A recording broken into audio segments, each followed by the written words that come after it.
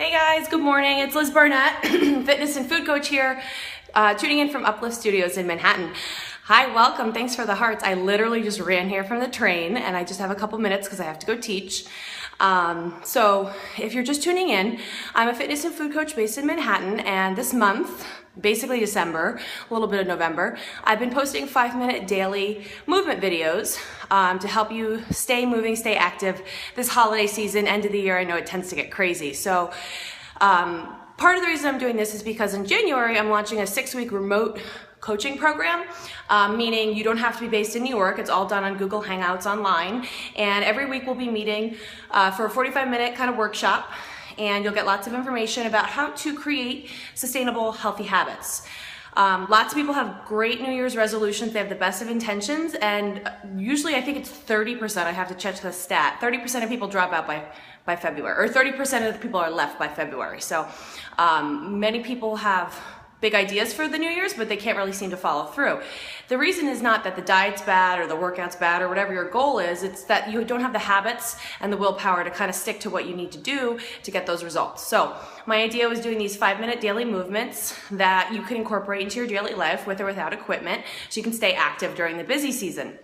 If you've been following along, I'm providing a code word every single day so that if you wanted to participate in the 6-week program, it's $300 American, but I'm giving you free admission if you've been participating and following along. So if you're just tuning in now and you're interested in seeing the previous posts, you can go to my YouTube channel. You can look up Liz Barnett, Nutrition and Food Coach, and there's a playlist called Take 5 Challenge Periscope videos, so I've posted all those there.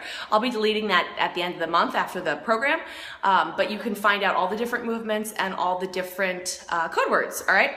So today, I wanted to talk about ways to improve your hip mobility. So yesterday, I kind of surprised you guys with not a specific exercise. I just was walking across town. I had a client on the Upper West Side and the Upper East Side, so I walked about 2.5 miles because I had a little extra time.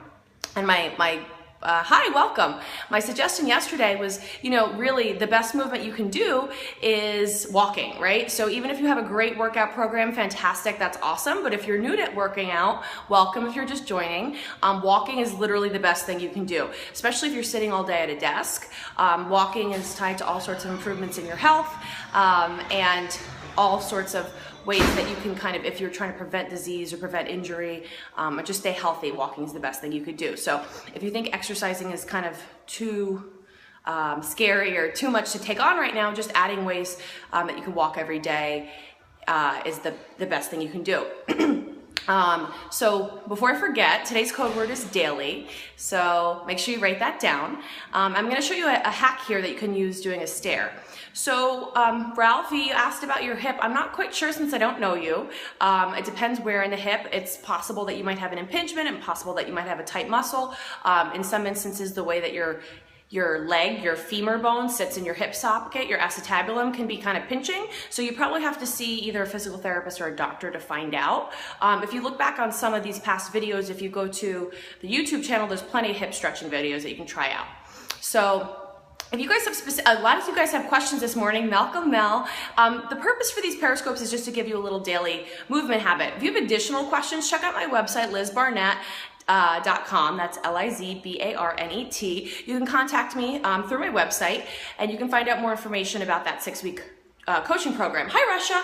I am a trainer. I'm a trainer and a food coach. So this periscope is focused on including some daily movement in your life. I'm just trying to set this camera up. Mel, do you recognize these stairs here at Uplift?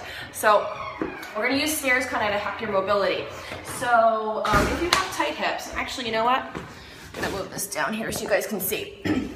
So notice I'm barefoot here. So I'm sitting down on this bottom step, and I'm barefoot here, and notice I'm able to get my feet flat, and I'm able to sit down and sit up nice and tall. So I'm a trainer, I work out a lot, I stretch my hips a lot, so this is not a problem for me. For many of you, you might find that you can't do this without lifting your heels up, right? Or you might not even be able to sit down all the way, your hips are so tight. So what I would say is move your butt up a little bit. So here my hips are a little bit more at a 90-degree angle. It's a little hard to see from that angle.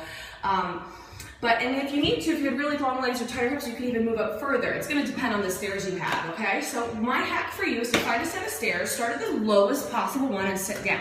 Okay, your knees will be higher than your hips. You may feel a little pinching in your hips at first, but see if you can get your feet flat. They don't have to be pointed straight ahead. In fact, they should be a little bit wider than your hips and turned out.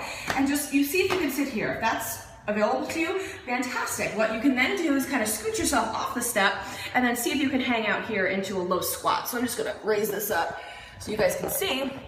Okay, so if you're able to do this without a step, you can sit off the step and use your elbows to drive your knees open. Again, if you need that step, you can have a seat here, use your elbows here. Again, if you need a little bit extra help, move your butt up, you can use the strength in your arms.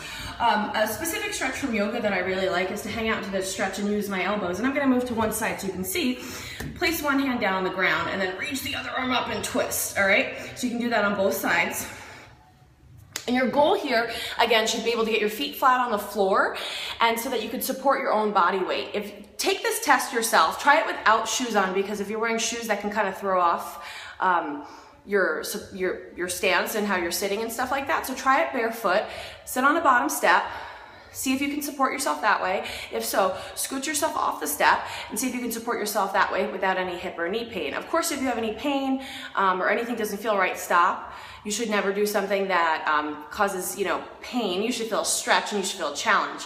Guys, I gotta go teach. If you have any questions, first of all, you can replay this Periscope for the next 24 hours. Again, I'm posting all my Periscopes this month on YouTube at Liz Barnett Fitness and Nutrition Coach. There's a Periscope playlist, so check that out. Hopefully I'll see you guys tomorrow at 8 a.m. Have a great day and stretch out those hips.